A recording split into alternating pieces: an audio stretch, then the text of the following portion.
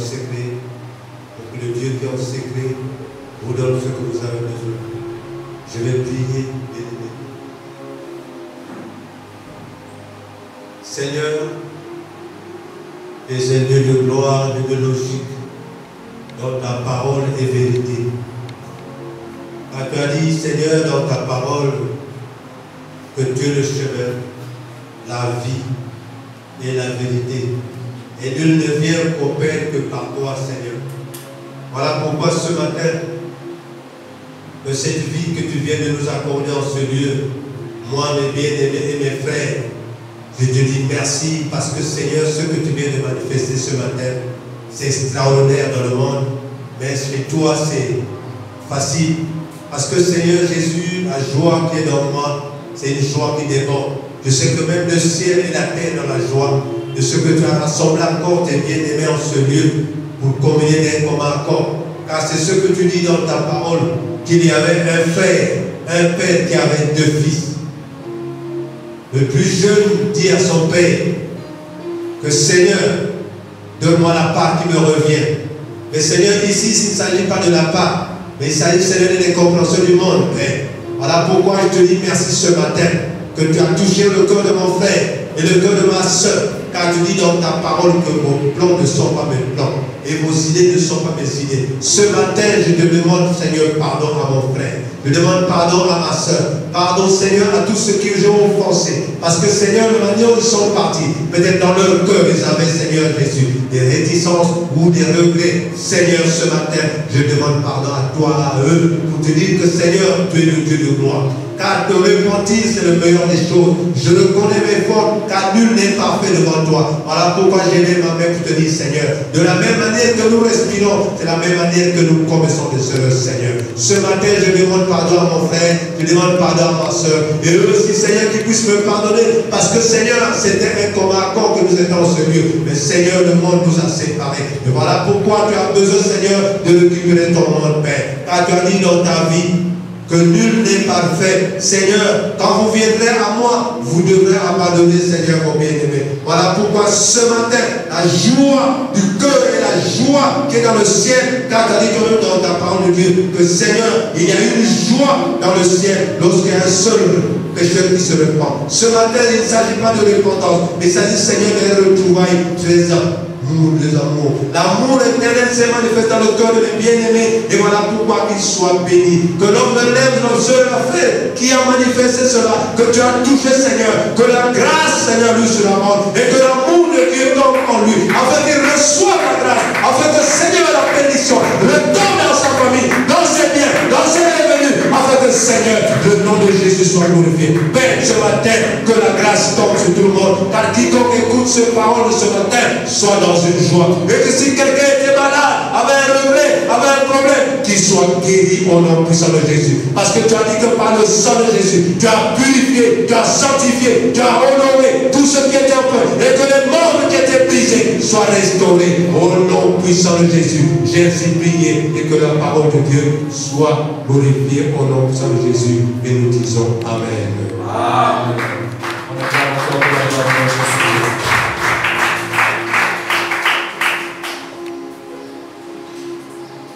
Bien-aimés dans le Seigneur, je vais maintenant vous dire bonjour au nom puissant de Jésus.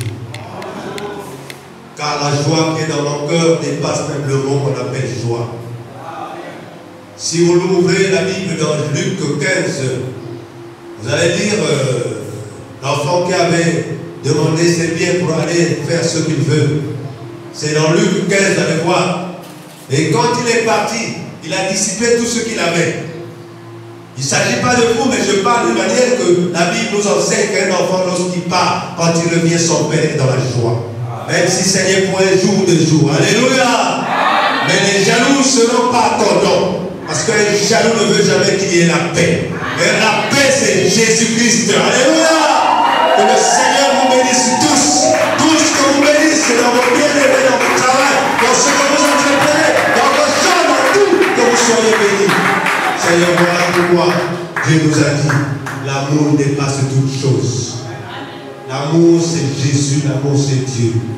Ce matin, le Seigneur nous a mis à cœur d'un enseignement spécial que nous connaissons tous. Mais cela nous concerne tous. Comment revenir à Dieu après avoir péché? Chacun de nous ici est pécheur. Comment faut-il faire pour revenir à Dieu? Dieu va nous enseigner de quelle manière faut-il faire, quelle pratique faut-il faire pour revenir à Dieu. On ne peut jamais se taper la poitrine devant Dieu. Écoutez-moi ce que je vous dis ce matin. Quel que soit ce que tu es, ton bagage intellectuel, quelle que soit ta taille, ta grandeur, ton intelligence, ta sagesse, tu ne peux jamais te taper la poitrine que tu es égal à Dieu. Dieu est Dieu dans les ciels et sur la terre. Par tout ce qui est sur la terre et sur haut, c'est lui qui a créé. Il est l'unique. Alléluia. Nous sommes ses enfants et nous devons obéir à sa parole. Peu importe ce qu'il fait. Lui décide comme il veut. C'est lui seul. Et toi tu l'obéis. Alléluia. Oui. J'ai désobéi à Dieu. Il y a les sentences qu'il fait. Parce qu'il a dit que vous serez plus châtiés que tous les qui ne connaissent pas la parole de Dieu. Voilà pourquoi j'ai demandé pardon aux bien-aimés. Si vous étiez partis avec un cœur serré, si vous étiez partis dans des conditions, comment cela se pose, moi je vous demande pardon. Parce que je sais, j'ai compris aujourd'hui que Christ reste Christ. Alléluia. Jésus est Seigneur. Il n'y a pas quelqu'un d'autre. Donc ce matin, il nous parle de si quelqu'un a péché, quelqu'un à reconnaître comment revenir à Dieu après avoir péché. C'est le thème de ce matin. Comment revenir à Dieu après avoir péché? 1. La repentance. De repentir est beaucoup plus que simple fait de reconnaître ses mauvaises actions. C'est un changement d'état d'esprit. Il faut comprendre, bien aimé. Ceux qui comprennent bien le français doivent le comprendre.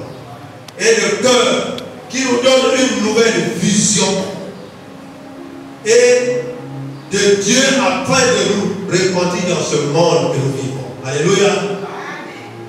Il consiste à se détourner du péché et à s'obtenir le pardon. Sans le pardon, tu ne peux rien, peu importe ce que tu es. Que tu sois évêque, que tu sois des pasteurs, des bishops, le Saint-Esprit vit avec toi. Si tu ne te réponds pas, le Saint-Esprit s'esquive. Alléluia. Le Saint-Esprit va dire, bye bye, oh. Tu n'es pas camarade avec moi. Donc écoutez-moi ce que je dis. Ça me concerne, ça vous concerne, ça nous concerne tous. Comment faut-il revenir à Christ lorsqu'on a commis un péché? Ne soyons pas comme des hypocrites. Après avoir commis une erreur, une faute, il se dit que Dieu ne peut pas me pardonner. Non, le diable c'est un menteur. Dieu pardonne de tout autre péché, tous les autres péchés, en dehors d'un péché que je ne vous parle pas maintenant. Alléluia.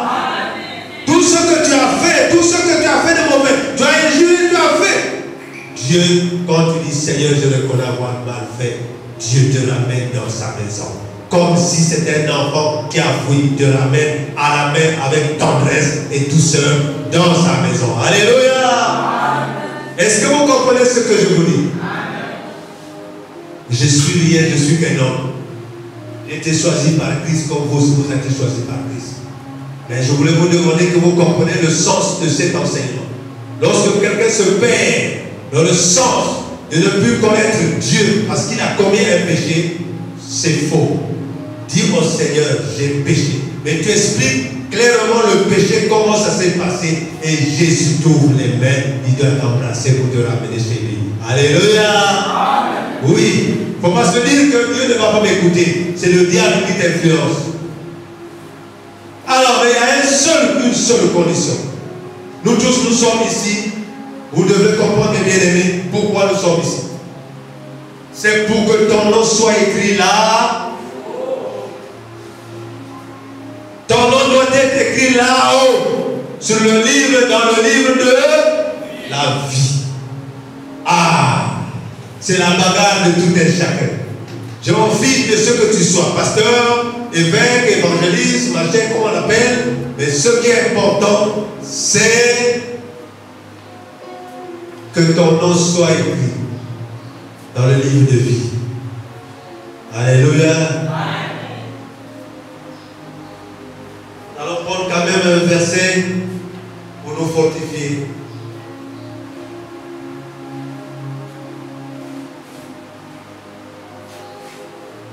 Apocalypse chapitre 21, verset 27. Apocalypse chapitre 21, verset 27.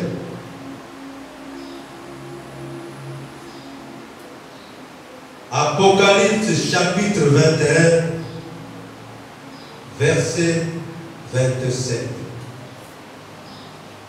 Pour confirmer ce que la parole de Dieu dit. Est-ce que je peux lire au nom puissant de Jésus? Il n'entrera chez elle rien de souillé, ni personne qui se livre à l'abomination et au mensonge. Il n'entrera que ceux qui sont écrits dans le livre de l'agneau de la vie. Alléluia. Il le précise bien, mon frère. Ceux qui vont rentrer dans le royaume, si tu veux que j'éclaircisse, ce n'est que ceux qui ont le nom écrit dans le livre de l'agneau de la vie. Alléluia.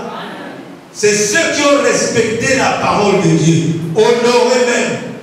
Honorer, ce n'est pas parler. Honorer, c'est respecter, obéir, aimer. Parce que tu ne peux pas aimer à obéir si tu n'aimes pas Dieu. Alléluia. Le aimer, ce n'est pas ce que nous disons là. Quand nous disons que nous aimons Dieu, quand on aime, on doit obéir. Alléluia. Est-ce que le peuple de Dieu comprend ce que la Bible nous dit? Amen. Ici, il y a une précision, mon bien-aimé. Ce n'est que ceux qui sont écrits dans le livre de la... Alors, ça c'est Apocalypse, le dernier livre. Mais nous allons lire qu'est-ce que Moïse, comment Moïse appelle quand l'arrivée il a connu cela. Nous allons prendre Exode. Exode chapitre 32, verset 32 à 33. Exode chapitre 32, verset 32 à 33.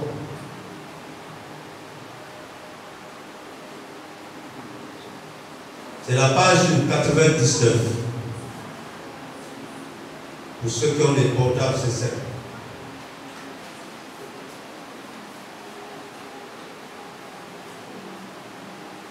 Je vais lire au nom puissant de Jésus. Pardonne maintenant leur péché, sinon efface-moi de ton livre que tu as écrit.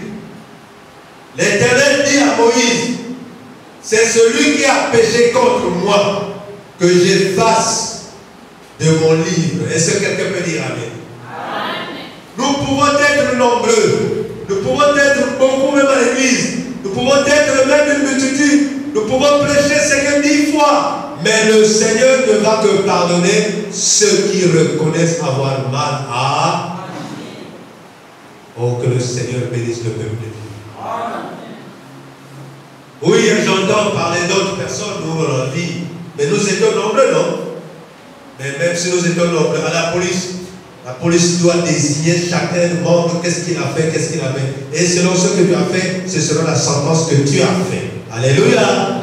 Mais chez Dieu encore c'est pire. Ce que tu as commis, tu vas le payer. Oui.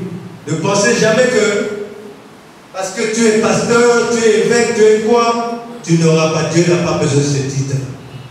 Dieu a besoin d'un cœur sincère qui honore ma parole et qui respecte son bien-aimé. Alléluia. Dieu c'est l'amour. Parce qu'il a donné son Fils unique pour prouver que dans l'amour, on n'a rien d'exception. L'amour, c'est partager. L'amour, c'est faire du bien. L'amour, c'est aimer. L'amour, c'est obéir. L'amour, c'est oublier le mal. Oublier et aimer seul le mal. Pardonner en frères ce qu'ils ont fait. L'amour fait l'inverse de tout. Alléluia. Et nous avons besoin de pardonner même ceux qui nous persécutent. Alléluia. Ceux qui nous haïssent, ceux qui nous maudissent, nous devons prier pour eux et les bénir. Alléluia. Parce que la vengeance seule appartient à Dieu le Père. Je ne sais pas si vous comprenez. La vengeance c'est à Dieu. Voilà comment le Seigneur nous enseigne aujourd'hui. Tu as commis le péché, demande pardon. Les étapes de la repentance, il y en a beaucoup. Les étapes, comment tu dois te repentir.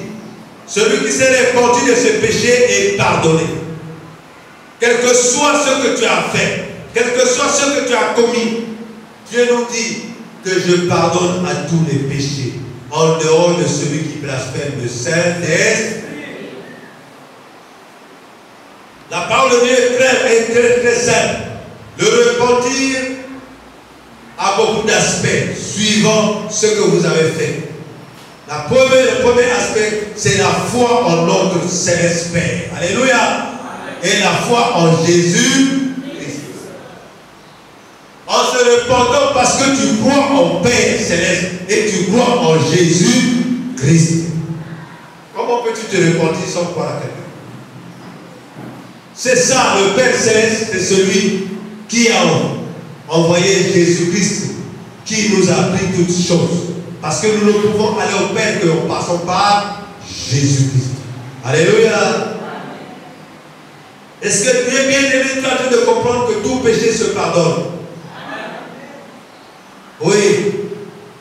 Satan va essayer peut-être de nous convaincre en disant que ce que tu viens de commettre à Jésus ne peut jamais te pardonner. Regarde ce que tu as fait. Regarde, il te montre le péché que tu as fait. Jésus ne peut jamais accepter de te pardonner. Détrompe-toi. Dieu est amour. Alléluia. Alors, vous devez comprendre une chose. Dieu voit l'état de la conscience de tout un chacun lorsqu'il a commis le péché. Comment tu te présentes devant Dieu avec regret et avec assurance en disant que Seigneur, j'ai commis ceci? C'est la conscience de tout un chacun que Dieu regarde. Lorsque ta conscience est touchée, Satan a honte. Parce que Dieu ne peut qu'automatiquement te pardonner. Alléluia. Dieu est amour. Donc nous allons lire dans Marc chapitre 3, versets 28 à 29. Marc chapitre 3, versets 28 à 29. Si j'ai la page, je vous le communique. Et c'est la page 994. 994.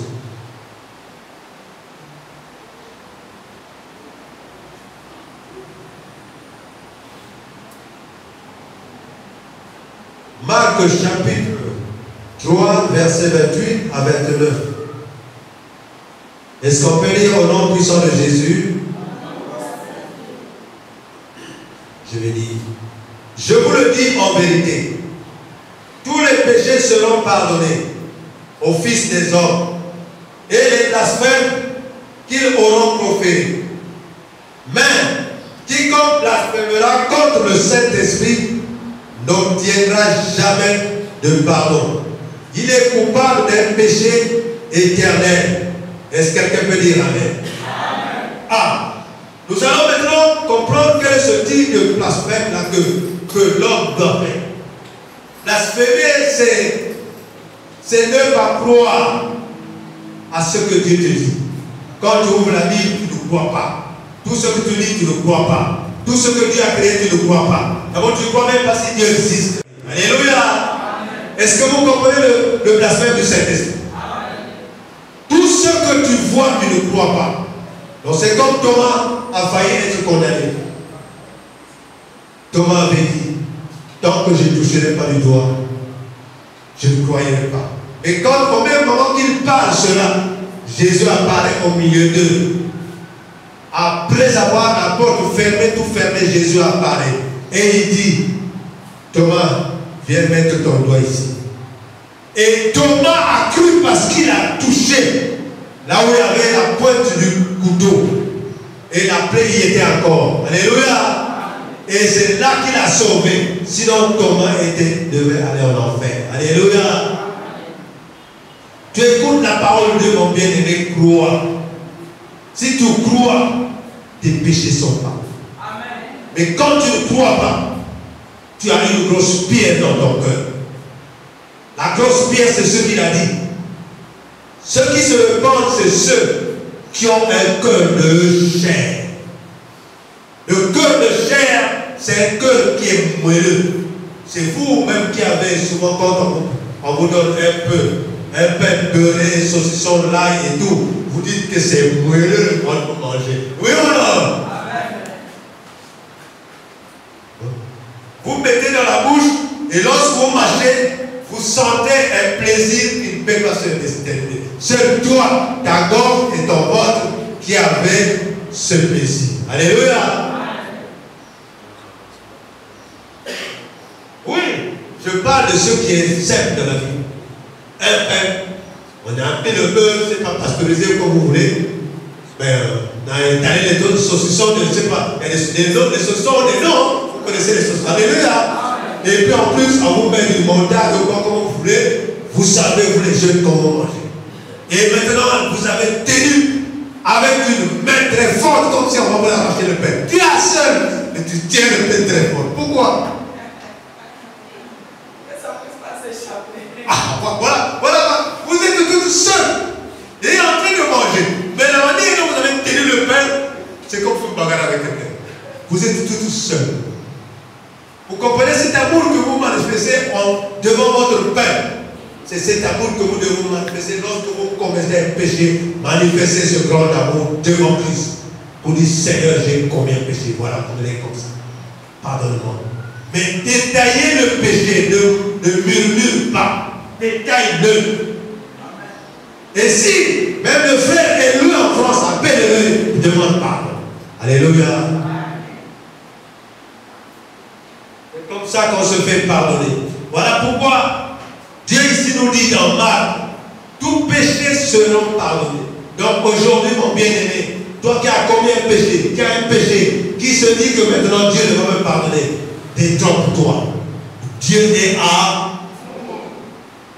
Et l'amour se manifeste en croyant. Quand tu crois que mon Dieu va me pardonner, parce que tu as cru. Alléluia.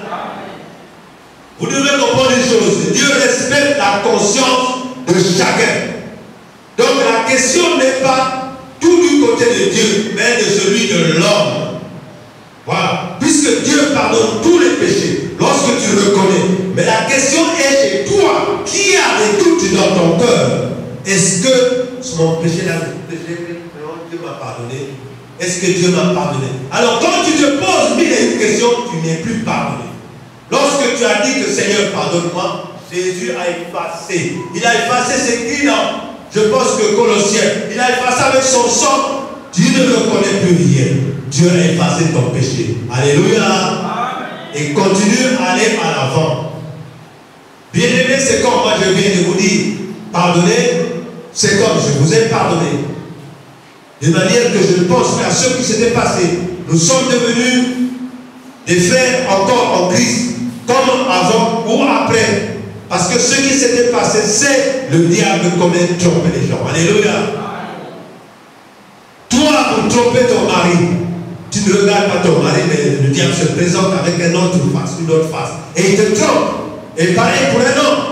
Il peut te tromper. Il te présente en face une femme boiteuse, crasseuse, mais qui devient devant toi une belle femme, la plus belle du monde. Et maintenant, toi, tu te présentes devant elle. Et tu es séduit à travers ce que tu vois. Or que Dieu dit dans sa parole que tout ce qui brille devant vous, ce n'est pas de. Et il précise dans Luc que tout ce que nous admirons, ce n'est rien, c'est une abomination. Donc l'admiration, c'est une abomination. Tout ce qui est belle devant vous. Amen. Bien-aimés dans le Seigneur, je ne vous appelle pas à gauche ni à droite, mais Dieu respecte la conscience de tout un chacun. Vous devrez comprendre ça. Donc la conscience, c'est quoi? Qui monte, qui monte. La conscience, c'est quelque chose qui te pose la question. Est-ce que vraiment ce que j'ai fait là, je vais te demander pardon? Est-ce qu'on m'a pardonné? Est-ce que ne te pose pas la question. Parce que nous allons prendre un passage que toi-même tu vas réfléchir. Romains chapitre 6, versets 1 à 14. Romains chapitre 6, versets 1 à 14. C'est la page 1138. La page 1138.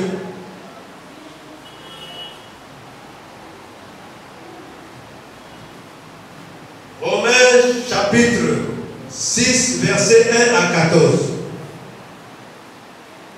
La page 1138. Je vais lire au nom puissant de Jésus. Que dirons-nous donc? Demeurions-nous dans le péché afin que la grâce abonde? Loin de là. Nous qui sommes morts au péché, comment vivrions-nous encore dans le péché? Ignorez-vous que nous tous qui avons été baptisés en Jésus-Christ, c'est en sa mort que nous avons été baptisés. Nous avons donc été ensevelis avec lui par le baptême en sa mort, afin que comme Christ est ressuscité des morts par la gloire du Père, de même nous aussi, nous marchons en nouveauté de vie. En effet, si nous sommes devenus une même plante avec lui par la conformité de sa mort, nous le serons aussi par la conformité de sa résurrection. Sachant que nous, notre vieil homme a été crucifié avec lui, afin que le corps qui pêche fût détruit pour que nous ne soyons plus esclaves du péché. Car celui qui est mort est libre du péché. Or, si nous sommes morts avec Christ, nous croyons que nous vivons aussi avec lui. Sachant que Christ, ressuscité des morts, ne meurt plus. La mort n'a plus de pouvoir sur lui. Car il est mort et c'est pour le péché qu'il est mort. Une fois pour toutes, il est revenu à la vie et c'est pour Dieu qu'il vit. Ainsi, vous-même, regardez vous-même comme mort au péché et comme vivant pour Dieu en Jésus-Christ. Que le péché ne règne donc plus dans votre corps mortel et n'obéissez pas à ses convoitises. Ne livrez pas vos membres au péché comme des instruments d'iniquité. Mais donnez-vous vous-même à Dieu comme étant vivant de mort. Que vous étiez et offrez à Dieu vos membres comme les membres des instruments de justice. Car le péché n'aura point le pouvoir sur vous, puisque vous êtes sous la loi malgré sous la grâce. Alléluia. C'est un peu long, mais ça nous explique. Lisez ça à la maison, clairement vous allez comprendre que oui, Christ est venu ici sur terre pour prendre ce que toi et moi nous sommes en train de vivre. Et il a accepté de subir tout ça pour que toi tu sois sauvé. Alléluia. Donc maintenant, que le diable ne te trompe pas, quelle que soit l'ampleur du péché, à moins que tu sois anathème, à moins que tu ne crois pas en Jésus, mais tout ce que tu commets, le péché, Dieu est capable de te pardonner. Je pense que ton cœur est dans une joie. Ne te fais pas condamner par toi-même. Lorsque tu as dit, Seigneur Jésus, j'ai péché, pardonne-moi, Jésus a effacé. Il a effacé pas avec une gomme, mais il a pris le sang qui a coulé sur le croix. Il a effacé. C'est bien écrit dans la Bible. Il a effacé ton péché par le sang. Alléluia. Donc aujourd'hui, mon bien-aimé, regarde le péché que tu as besoin de commettre. Regarde ce que tu veux faire. Est-ce que ça correspond avec ce qui est dans ton corps? Est-ce que ça correspond à l'Esprit de Dieu que tu as? Pourquoi tu as besoin de souiller ton corps pour 1, 2 secondes, 3 secondes? Mais regarde-toi, mon bien-aimé. Je sais quand je parle comme ça, il y a d'autres, ça ne dit rien, mais le péché est devant nous. Il est fort. Ça, je dis pas non. Le péché est fort. Car le diable est même la même puissance presque que Dieu. Mais Dieu est au-dessus. Puisque puisque le diable connaît tous les secrets de Dieu. Alléluia. Le diable est capable tout de suite de t'embrouiller si le Saint-Esprit n'est pas. Mais quand tu vas appeler le Saint-Esprit, il te restaure. Alléluia. Le Bible a dit dans sa parole que vous êtes faible, l'esprit est faible. Mais celui qui est dans vous est plus que celui qui est dans le monde. Bien-aimé, voilà, ce texte-là nous rappelle de beaucoup de choses. Et nous allons voir de la même manière la conscience que je vous ai dit, pour que vous compreniez. C'est la conscience seule qui peut vous ramener à une bonne réflexion. Nous allons prendre dans Luc chapitre 15, versets 17 à 24. Et vous allez comprendre comment la conscience se joue. Luc chapitre 15, j'ai besoin que vous compreniez bien aimé. Chapitre 15, verset 17 jusqu'à 24. Amen. C'est la page 1044. La page 1044. Donc 1044 pour ceux qui ont lu une seconde. Luc chapitre 15, verset 17 à 24.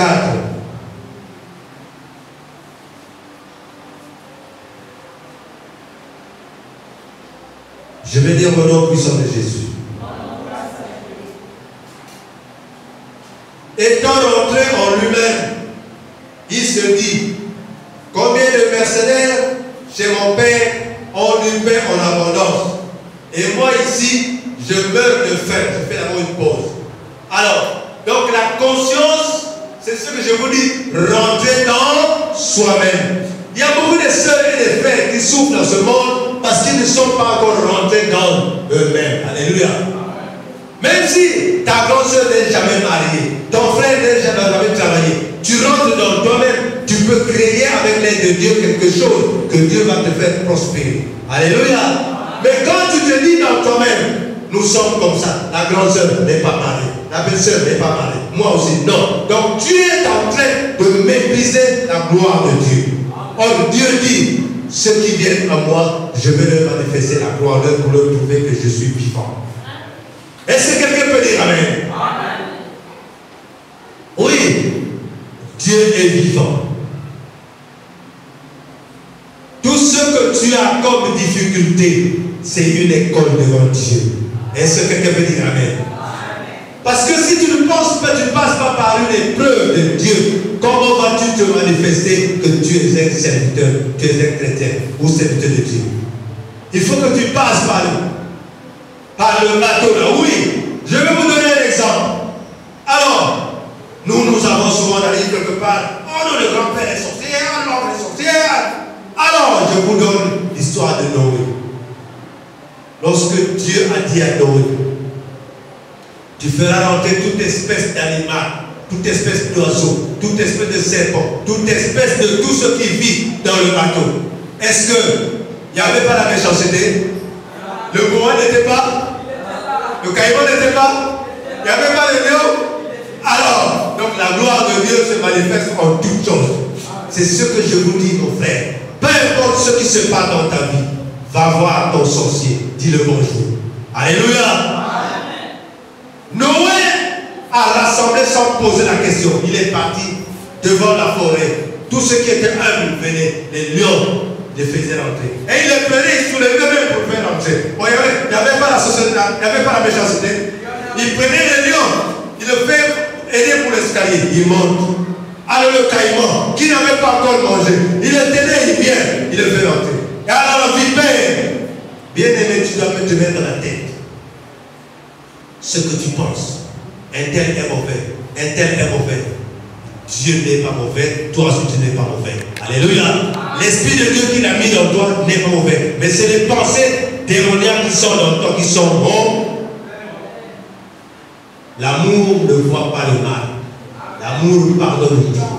Oui, Noé a ramassé tous les animaux méchants. Il les a mis, ils étaient tous ensemble. Et il prenait la nourriture pour leur distribuer. Écoutez-moi bien.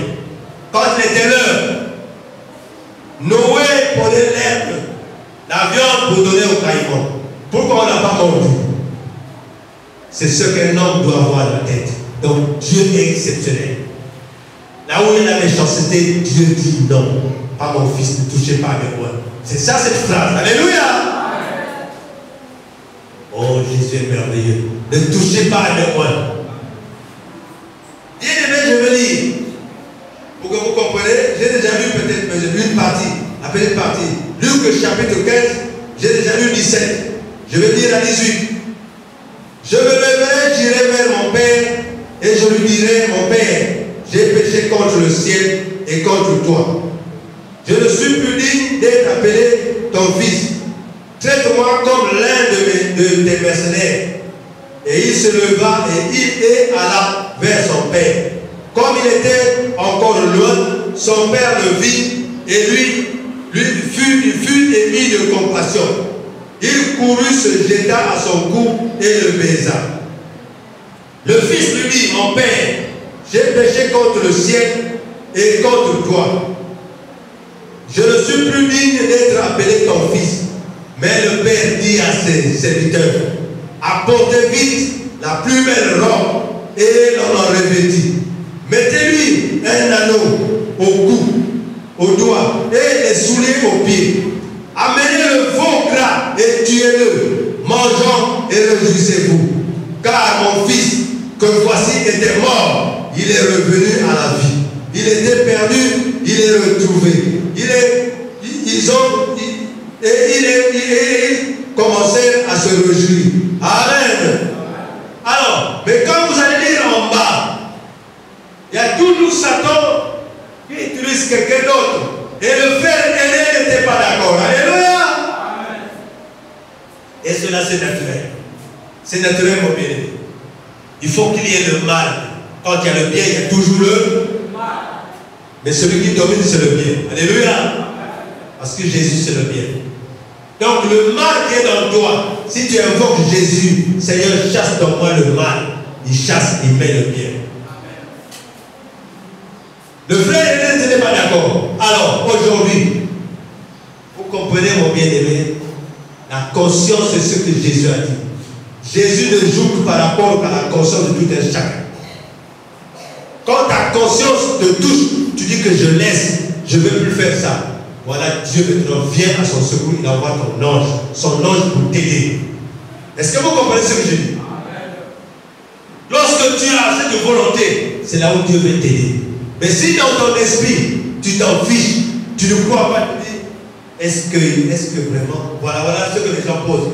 Est-ce que vraiment Jésus a pardonné mon péché que j'ai fait naturellement? Donc tu te réfères à cause de ce péché. Non! Jésus t'a lavé. Alléluia! Passe à une autre étape parce que Jésus est un amour. Est-ce que le peuple de Dieu a-t-il de comprendre cet enseignement? Amen. L'amour dépasse tout. Quels sont les péchés les plus graves?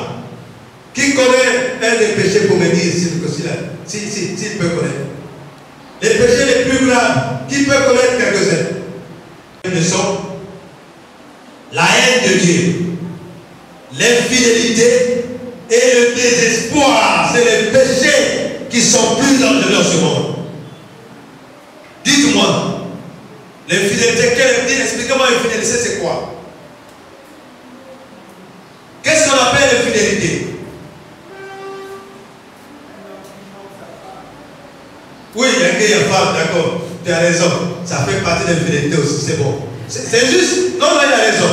Il y a qu'est-ce qu'il a encore? Mais ici, Dieu parle, Dieu ici parle pas de la femme. Quelle infidélité il dit ici? Oui, mon bien-aimé. Alléluia. Que le Seigneur te rende grâce. Alléluia. Être fidèle envers Dieu. Écoutez-moi bien, ce sont les péchés que Dieu se détourne des pécheurs, des noms de Dieu. Et le désespoir. Qui connaît le désespoir? Donc on a prié sur toi, mais tu ne crois pas. Tu as prié toi-même, tu ne crois pas. Tu es toujours dans le désespoir. Dieu est contre ce genre de type. Est-ce que quelqu'un peut dire Amen? Amen. Je vous ai donné les 3 types de péchés qui sont très dangereux devant notre Dieu. qui peut encore répéter, l'infidélité, la haine de Dieu, le désespoir. Alléluia. Tu refuses de comprendre. Tu ne veux pas changer. Et pourquoi tu ne veux pas te repentir? Pourquoi? Donc le pourquoi Dieu va se poser la question, est-ce qu'il connaît ma parole, oui ou non? Il y a Jacques qui a dit, hein, dans Jacques, dernier verset, si je me donne, Jacques chapitre 5, verset 19 à 20. Dernier verset. Après Hébreu, Jacques, la page 12, 33. 12, 33. Puisque dans 12, 34, puisqu'il faut ouvrir l'autre côté. Jacques chapitre 5, verset 19 à 20. Je vais lire au nom puissant de Jésus. Mes frères, si quelqu'un parmi vous s'est égaré loin de la vérité et qu'un autre lui ramène, qu'il sache que celui qui ramène un pécheur de la voie où il s'est égaré sauvera une âme de la mort et couvrira une multitude de péchés. Amen. Amen. Quand tu sors un frère, Dieu va te pardonner de beaucoup de péchés que tu as commis. Est-ce que quelqu'un peut dire Amen? Amen. Parce que voilà pourquoi l'évangélisation, c'est une puissance d'achat d'âme. Et que ce sont ceux-là que le Seigneur fait rentrer beaucoup dans le royaume des cieux. L'exhortation. Parle à ta soeur, à ton frère. N'aie pas peur de lui. Va lui parler. Va. Même si te gueule, vas-y. Aujourd'hui, il n'a pas pu. Demain, repart. Après-demain, repart. Après-demain. Maintenant, ça va pas. Demande au Seigneur. Donne-moi d'une manière comme fait le serpent. Comment quand tu te mets au bord de la route, maintenant le Seigneur va te donner des tic-tac. Alléluia. Il y aura une occasion où le bien-aimé va avoir envie de prendre une bière. Et c'est toi qui dois maintenant aller dans le bar, là où il va rentrer. Écoutez. Bien-aimé, qu'est-ce que tu veux prendre? Quand tu vas te voir, il va avoir honte de prendre sa coque. Bien-aimé, non, mon frère, prends le goût que tu as. Alléluia. Ok, par exemple, la même coque. Voilà, paye-lui la coque. Mais toi, ne te coque pas, parce que sinon tu es pensé. Alléluia. Le gomme tourne la tête, excusez-moi. Mais laisse-lui boire sa coque. Lorsqu'il boit la coque, pas qu'il finisse sa bière. Alléluia. Je lui dis, mon frère, l'autre fois je t'avais répété parce qu'il y avait ceci, seulement. J'ai besoin que tu puisses comprendre, à écouter un peu la parole. Tu sais, quand tu écoutes la parole, ça va t'empêcher de faire ce que souvent tu fais. Tu l'accuses, moi, de l'égard. Dans ce fois, par exemple, par jour, avant de dormir, il te faut 4 bières. Les gars, 4 bières, ça fait combien? C'est pas 2000? Alors, 2000 francs. Tu peux prendre ton petit jus et 1500 tu gardes pour les enfants demain matin. Et maintenant, dans une semaine, ça fera combien? Le frère va, comme il est déjà un verre la tête, va dire, ah, écoute, je gagne bien ma vie. D'accord. Mais quand il va aller seul, maintenant, sa conscience, c'est ce que je dis. C'est la conscience qui va travailler. Et que 1500 par an, 1500 par an. D'ailleurs, quand 1500 par an, 1500 par an, ça fait combien? C'est là où tu l'as gagné et le Saint-Esprit l'a gagné. Alléluia! Oh, le peuple de Dieu pour eux acclamer le Seigneur.